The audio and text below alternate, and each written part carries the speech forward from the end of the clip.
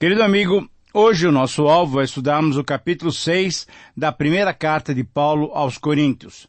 Nesse capítulo, nós vamos encontrar 3 assuntos importantíssimos que devem nos ajudar a viver ainda mais adequadamente diante de Deus e diante dos nossos irmãos. Nós vamos tratar, em primeiro lugar, de como proceder quando algum irmão está em débito conosco. Como é que devemos nos comportar?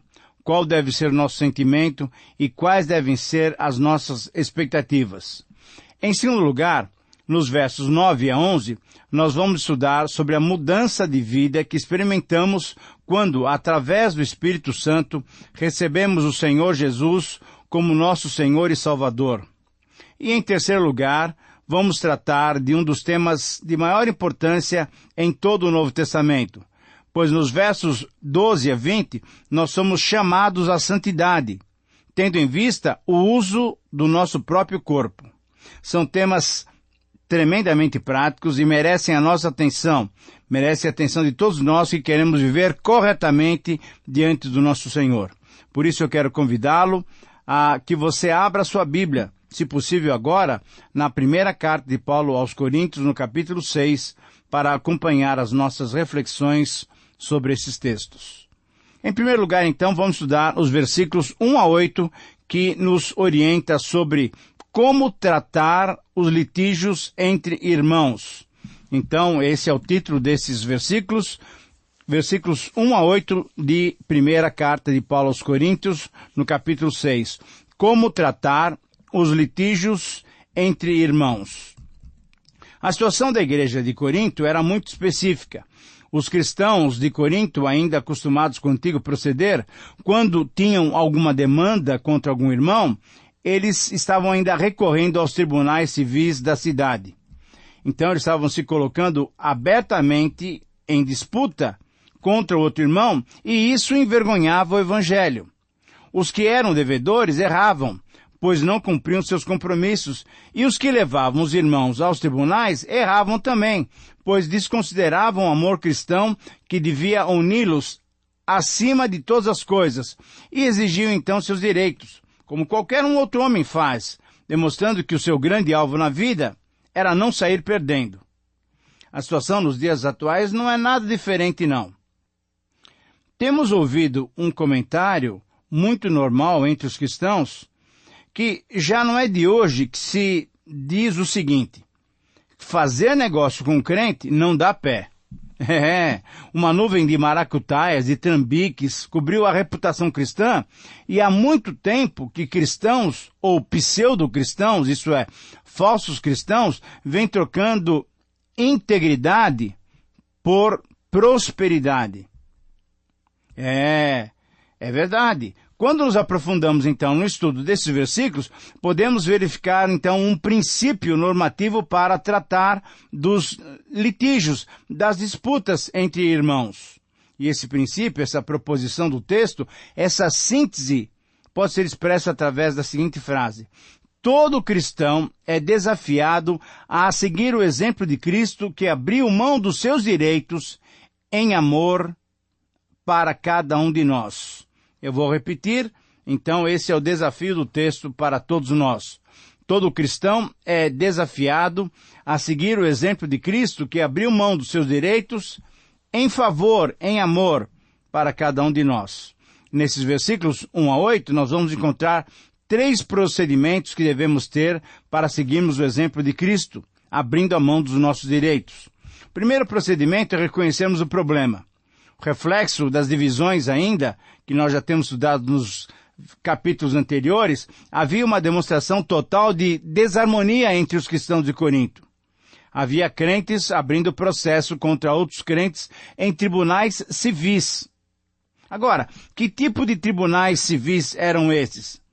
Eram tribunais injustos. Por quê? Porque eram comandados por juízes injustos. Então, não podem gerar justiça.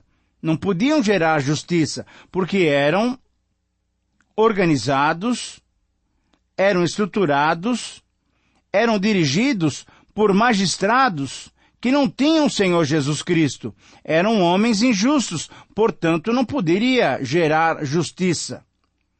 Ora, se esses tribunais não tinham aceitação na igreja, então eles não poderiam julgar os crentes. Esse é o argumento do versículo 4. Se são tribunais comandados por incrédulos, eles têm uma justiça diferente da justiça divina, conforme podemos ver também no versículo 6.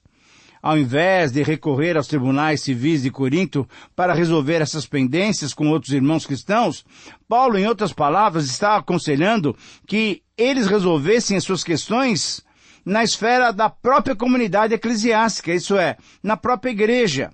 Ao invés de nos dispormos os nossos conflitos diante do mundo, ao invés de deixarmos que os outros decidam entre dois cristãos, nós deveríamos verificar na própria comunidade a possibilidade de encontrarmos juntos uma solução que fizesse justiça e que glorificasse a Deus ao ser praticada.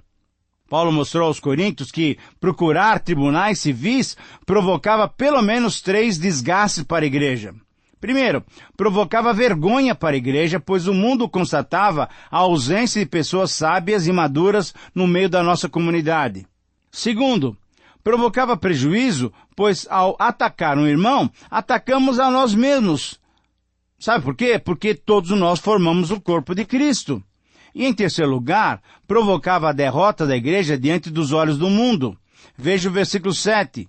O só existir entre vós demandas já é completa derrota para vós outros. Querido amigo, conseguirmos uma vitória nessas circunstâncias é, na verdade, uma derrota, seja qual for a sentença do tribunal. A causa já está perdida quando um cristão leva o seu irmão a um tribunal pagão. Em resumo, o princípio que devemos ter em mente é que, quando um problema entre cristãos não é resolvido mediante os princípios cristãos, à luz da palavra de Deus, todos nós, como igreja, na verdade, nós somos derrotados. O segundo procedimento é reagir como os cristãos que seguem a Cristo. Nós temos que ter esse procedimento, reagir como cristãos que seguem a Cristo. A solução cristã para essas demandas, para essas disputas, é deixar o julgamento com outros crentes. Por quê? Ora, porque iremos nós julgar o mundo, isso é, todos aqueles que não estão em Cristo, conforme o versículo 2. Porque assim, demonstramos que na igreja temos irmãos dignos de confiança, também apoiado no versículo 2. Porque iremos julgar os santos, os anjos, na verdade. Isso é, todos aqueles que caíram com Satanás, conforme o versículo 3. Ora, Paulo está argumentando, então, que nós devemos seguir os princípios cristãos numa disputa, num litígio contra o outro irmão, porque nós temos já prometido de parte de Deus que nós seremos os juízes de pessoas não cristãs, até de anjos, quando dá vinda do Senhor Jesus Cristo. Ora, se nós vamos ter essa responsabilidade, será que não há possibilidade de resolvermos os nossos problemas na nossa própria esfera cristã? Por isso, o terceiro procedimento é recorrermos à solução cristã. A melhor solução é, na verdade, um desafio. Versículo 7 diz assim: por que não sofreis antes a injustiça? Por que não sofreis antes o dano? Querido amigo, nós temos que reconhecer que há um caminho mais excelente, uma solução ainda melhor. Isso é, sofrer a injustiça, sofrer o dano. O princípio é esse: quem perde, ganha. O ensino de Cristo, em Mateus 5,39, é muito claro. E o exemplo de Cristo também, que se deixou sofrer para ganhar um nome que está acima de todo nome. O ensino de Paulo, em Romanos 12, 17 a 21, é exatamente esse: que o amor seja sem hipocrisia. O próprio exemplo de Paulo, no capítulo 4, como nós já estudamos, é um exemplo que mostra como ele sofreu o prejuízo. O ensino bíblico mostra que o nosso proceder deve ser esse. Todo ensino bíblico nos recomenda agirmos com os valores que o mundo não conhece. Nessas pendências, o mundo exige os seus direitos e, para obtê-los, vai até os tribunais. Mas no cristianismo, o verdadeiro cristão mesmo, ele entregou já os seus direitos a Cristo e assim ele se tornou alguém sem qualquer direito a reivindicar. Esse é o exato significado da palavra, da característica cristã, ser manso. Ser manso, característica que devemos, como uma das bem-aventuranças e características só produzida mediante a ação do Espírito Santo, é exatamente isso, entregar os nossos direitos a Deus. O desafio para todos nós cristãos, então, é não ficarmos preocupados exigindo os nossos direitos, exigindo a justiça. O desafio para o credor é exercitarmos a misericórdia e o perdão. E o desafio para o devedor, temos um desafio para ele também, é honrar os seus compromissos, é dizer sim quando é sim e não quando é não. E quando disser sim, sim ou não, não, respeitar aquilo que ele disse. Versículo 8, então, nos leva a uma conclusão. Ao invés de gritarmos que ninguém passa em cima dos meus direitos, ao invés de cometermos injustiça contra os nossos próprios irmãos, ao invés de não investirmos contra um membro do nosso próprio corpo, o melhor, a solução melhor, é praticarmos os princípios práticos vistos em Mateus 5:38 a 42. Veja bem, é melhor virarmos a outra face. É melhor andarmos a segunda milha.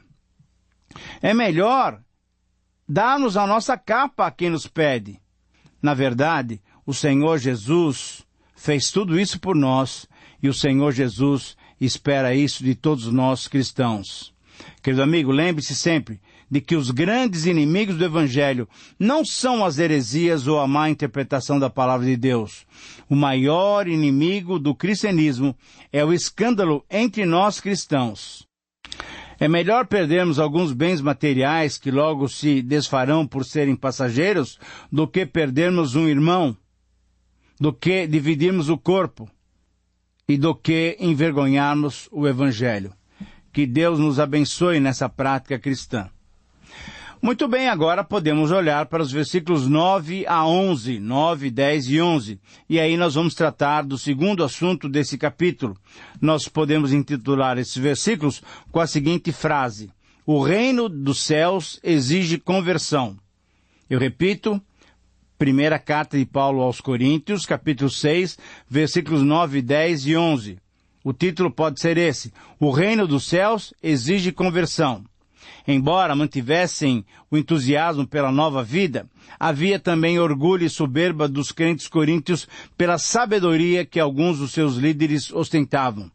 Eles tinham rapidamente se esquecido da transformação que o Evangelho tinha realizado em suas vidas. Os coríntios se vangloriavam da liberdade que tinham no Evangelho e caíram na libertinagem. Então, nesses versos, Paulo chamou a atenção daqueles irmãos, mostrando-lhes como estavam errados. Mas hoje, mais do que nunca, temos sido submetidos à pregação de dois tipos de evangelho. O mais popular e o mais aceito é o evangelho da adesão. O evangelho da adesão é uma proclamação indevida da mensagem da salvação, pois simplesmente oferece as bênçãos que Deus tem prometido aos que creem e oferece ainda outras bênçãos que Deus nem prometeu, dizendo que se nós viermos até Jesus, podemos vir como estamos e podemos ficar como estamos.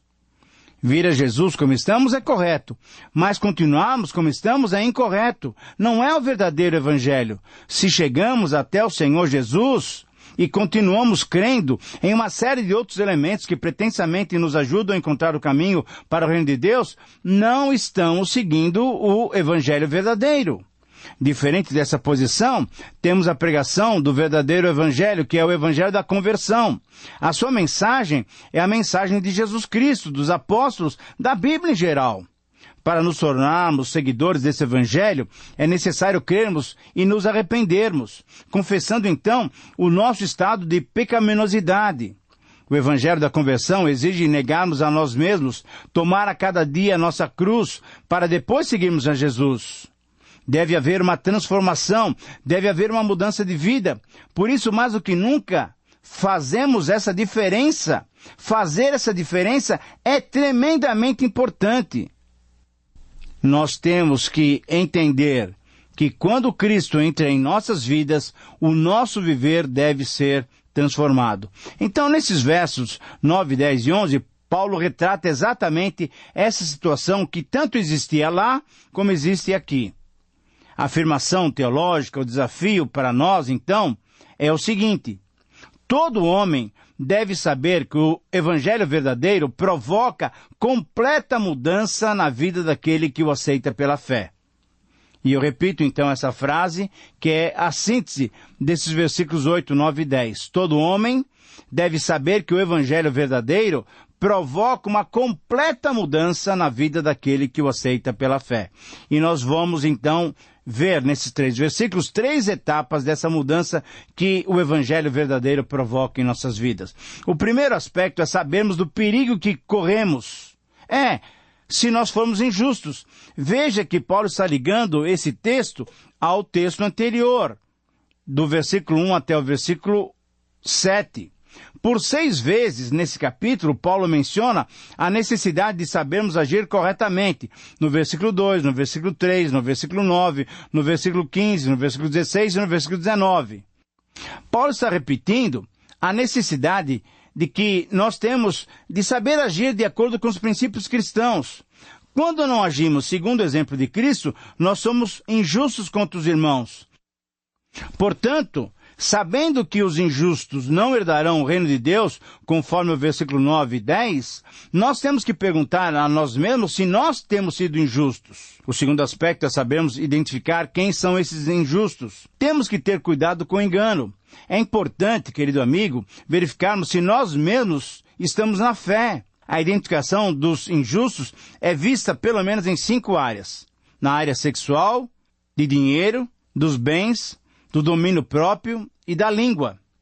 Veja bem, na área sexual temos os impuros, os adúlteros, os efeminados e os sodomitas.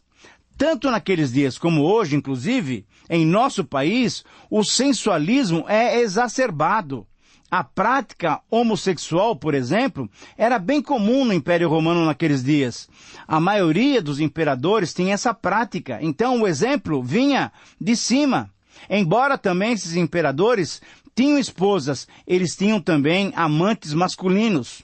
Hoje temos uma tendência permeando a sociedade, induzindo-nos a aceitar essa prática que não é natural e fere a moral cristã.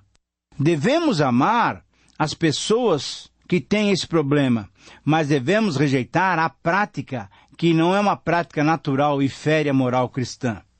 Por exemplo, agora na área do dinheiro, nós temos 2 termos, ladrões e avarentos. Isso é, são pessoas gananciosas que querem ajuntar cada vez mais, mesmo que para isso tenham que defraudar o próximo. O injusto também é exemplificado na área dos bens. Temos os idólatras.